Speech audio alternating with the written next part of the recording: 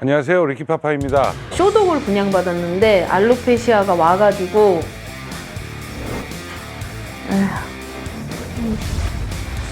알로페시아 때문에 그래서 제가 이를 갈았거든요.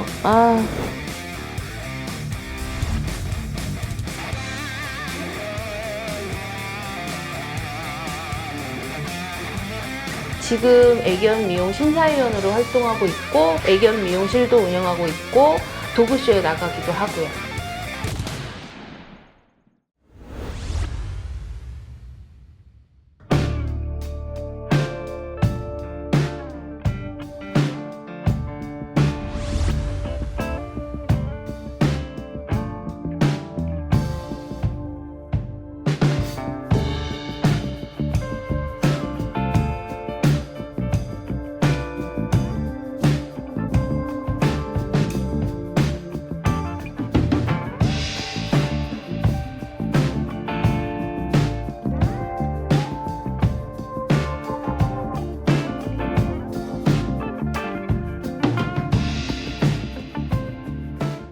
포메라니안을 반려하시는 분들이라고 하면 많이 들어보셨을 건데요. 알로페시아라고요.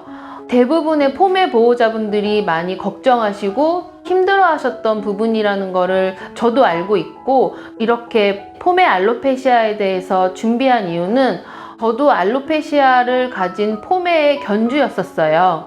그리고 포메를 미용하는 미용사로서 많은 보호자분들과 이야기하면서 제가 그동안 이제 고민하고 혼자서 나름대로 공부해오고 그리고 연구해왔던 부분에 대해서 단순히 그냥 정보 공유를 하기 위해서 이렇게 영상을 준비했는데요. 알로페시아를 개선하기 위해서 보호자분들이라면 정말 좋다는 거는 안 해보신 게 없으실 거예요. 저 또한 알로페시아를 가진 아이의 견주로서 뭐 좋다는 영양제, 뭐 좋다는 거 뭐 이것저것 안 해본 게 없었는데요. 사실 그렇게 해도 크게 호전되거나 달라지는 방법을 특별히 찾지 못했었는데 그때부터 제가 저만의 방법으로 오랫동안 테스트를 하면서 실질적으로 저희 샵에서 알로페시아 때문에 고민하던 아이가 관리를 받고 지금 1년 반 정도가 됐는데 많이 개선됐고, 그리고 그 아이가 많이 개선되면서 아이도 많이 건강해졌고 보호자분도 그런 모습을 보고 되게 많이 좋아하세요. 물론 이 방법이 100% 정답은 아닐 수도 있어요. 근데 포메 알로페시아로 고민하고 걱정하시는 분들의 심정을 너무 잘 알기 때문에 조금이나마 여러분들에게 도움이 되었으면 좋겠습니다. 알로페시아라고 하면 어느 날 갑자기 털이 빠졌다라던가 어느 날 보니까 털이 없어졌다라던가 이렇게 생각하시는 분들이 많으실 텐데요. 사실은 어느 날 갑자기가 아니에요. 오랫동안 이제 여러 아이들을 관찰해 본 결과 알로페시아는 하루아침에 나오는 게 아니더라고요. 먼저 털이 자라지 않는다고 느끼세요. 미용한 지 한 달이 되건 두 달이 되건 항상 같은 길인 것 같다라고 느끼시는 분들이 많더라고요. 제가 보기에도 그랬고요. 그리고 점점 털이 양털처럼 꼬여요. 양털이라고 하면 이렇게 몽글몽글하게 털이 엉킨 것처럼 이렇게 피부 쪽으로 이렇게 꼬이게 되는 상황이거든요. 그리고 그 털을 빗게 되면 털이 끊어지거나 뽑히는 상황이 오고 부서지기도 하고요. 근데 중요한 건 그렇게 부서진 털들이 다시 자라 나오는 데까지 시간이 아주 오래 걸리고 그리고 제가 보니까 다시 자라지 못하고 그냥 아예 그 자리에서 계속 끊어지고 점점 짧아지고 그러면서 털이 점점 없어지고 그렇게 해서 털이 휑해지는데, 이게 보통 포메 애들 보면 이 등이랑 이 꼬리 주변 그리고 여기 허벅지 쪽 여기부터 이런 상황이 많이 나오고요. 그리고 여기서부터 미세한 각질 같은 것들이 생기고, 그리고 아무래도 털들이 점점 숱이 줄어들다 보니까 이 부분 피부색이 점점 까매져요. 점점 까매지고 이거를 이때 잡아주지 않으면 이 범위가 점점 넓어지게 돼요. 제가 이제 제일 많이 고민을 했던 부분인데요. 털이 빠지는 건지 아니면 털이 못 자라는 건지 아니면 이 피부 자체에서 털이 자랄 수 없는 환경이 되는 건지, 그러니까 사람으로 보면 탈모처럼 빠지는 건지 뭐 이런 거에 대해서 고민을 많이 했는데요. 만약에 털이 빠져야 된다고 하면 이 부분에 모든 털이 빠져야 되는 상황인데, 그렇지 않고 두꺼운 털은 남아있고 속털이 먼저 빠지고 끊어지게 되는 상황이 보이더라고요. 그래서 제가 먼저 해봤던 방법은 우선은 미스트를 틈틈이 뿌려주는 거. 그냥 그 상황에서 미스트를 틈틈이 뿌려주고 빗질을 자주 해주는 게 답이지 않을까 하는 생각에 그렇게 해봤는데, 오히려 그게 또 털을 끊는 상황이 되더라고요. 그게 이제 반복이 되니까 점점 더 휑해지고 점점 더 넓어지고 개선이 되지 않고 그냥 계속 진행되는 상황이 되더라고요. 근데 그 상황을 조금 지켜보다 보니까 몸에 각질이 허벅지 부분에만 아주 미세하게 있었는데 각질이 몸 전체에 전반적으로 생기고 각질이 점점 두꺼워지고 이게 모량이 줄어드는 거랑 비슷하게 일어나더라고요. 모량이 줄어들면서 점점 이 두꺼운 오버코트만 남아있고 속털은 휑하게 좀 빠지고, 이렇게 피부를 봤을 때 각질이 딱지처럼 군데군데 이렇게 두껍게 나타나는 현상을 봤어요.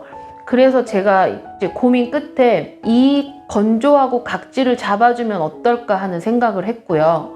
그래서 목욕을 자주 했어요. 그때 했던 방법이 보통 3주 간격이나 한 달 간격으로 전체 목욕을 했다면 그때부터는 매주 목욕을 진행했는데, 그때도 그냥 그 일시적일 뿐이었지 털이 자란다거나 뭔가 피부가 진정된다거나 이런 게 보이지 않았어요.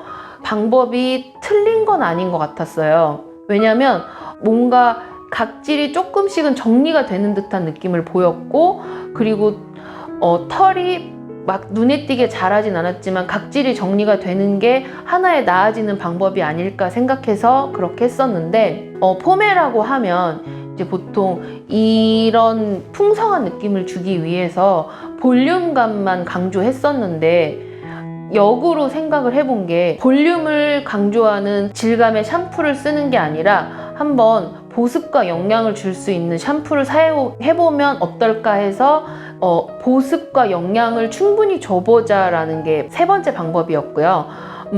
목욕 주기를 주기적으로 하면서 그 다음에 충분한 보습과 영양을 주는 방법으로 지금 몇몇 아이들이 지금 1년 넘게 그렇게 관리를 하고 있는데, 제가 봤을 때도 그렇고 보호자분이 봤을 때도 의심스러운 상황이 왔을 때 호전되는 것도 느꼈고, 이미 진행 중인 아이들도 모질의 변화라던가 피부의 변화가 보였고, 그리고 시간이 지날수록 모량의 변화도 느꼈고, 보습 샴푸를 씻기고 드라이를 하는데 보통 그 정도 꼬여 있으면 빗질을 했을 때 털이 부서지거나 끊어지는 게 보였어야 하는데, 꼬인 털이 부서지거나 날리는 게 아니라 윤기가 나면서 그대로 풀리는 상황을 제가 보고 보습과 영양을 주면서 피부에 진정작용도 되고, 그런 것들이 되다 보니까 각질이 개선되고, 각질이 개선되면서 피부 자체가 건강한 수분감을 갖게 되니까 이 안에서부터 자라나오는 털들이 힘을 갖고 자라나오는 상황을 보게 됐어요. 그래서 제가 사용했던 방법은 강아지 몸에 노폐물이 쌓이지 않도록 자극이 없는 클렌징을 1차로 해주고, 보습과 영양이 많은 샴푸로 충분히 몸에 마사지를 해주면서 보습감을 주고, 그러는 동시에 이제 각질도 같이 진정이 되는데요.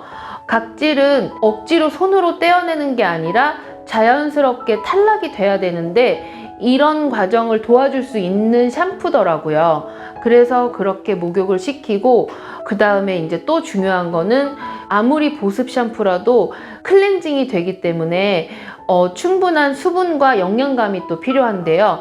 제가 생각했던 방법이 샴푸만으로도 이렇게 끊어지지 않도록 도와줄 수 있는데, 여기에다가 손상을 복구하는 컨디셔너를 사용해주면 영양감을 더 극대화시킬 수 있을 거라는 생각에, 그 다음에는 이제 손상모를 복구하는 컨디셔너를 충분히 마사지를 해주고, 마사지를 해주면서 5분 정도 방치를 해두는 목욕 방법을 선택했는데요. 컨디셔너를 대수롭지 않게 생각하시는 분들이 있는데 사실 모든 아이들에게 필요하지만 알로페시아로 고민하는 아이들에게는 꼭 필수적인 건데요.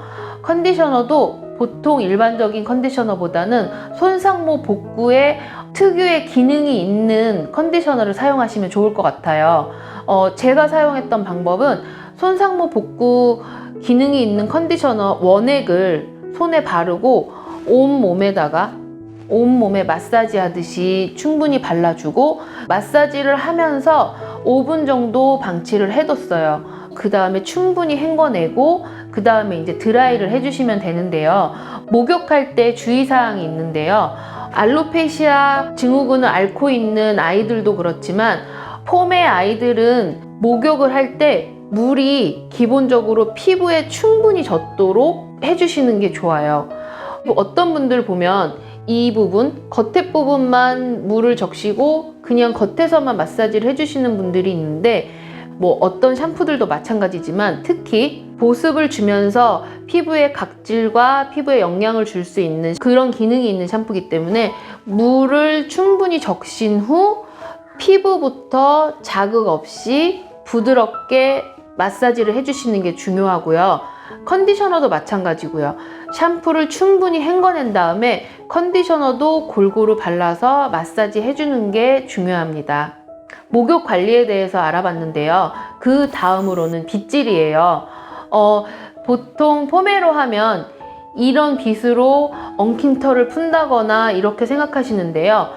이런 빗이 필요하기도 하지만 이제 특히 알로페시아 증후군을 앓고 있는 아이들 아니면 알로페시아 그 전 증상이 어떤지 이제는 아셨을 거예요.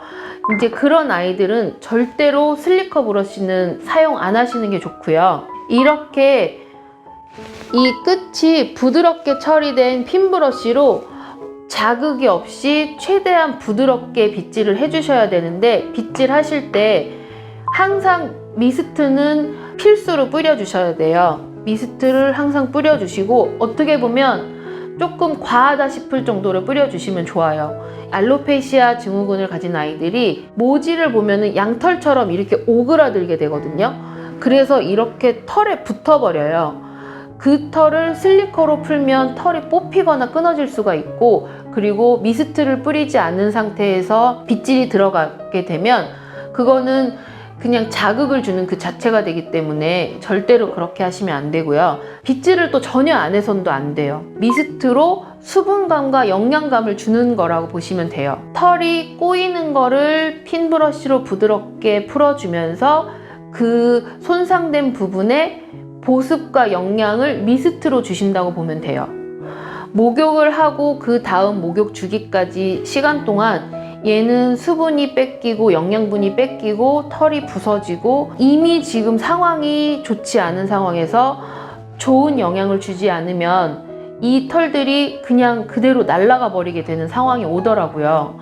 그래서 제가 했던 방법 중에 하나는 매일매일 미스트를 틈틈이 뿌려주고 그리고 빗질로 그 털을 정리해주고 빗질로 털을 정리해주는 거는 하루에 한 번 정도 해주시면 좋고 그 대신 미스트는 틈틈이 뿌려주시면 좋을 것 같아요.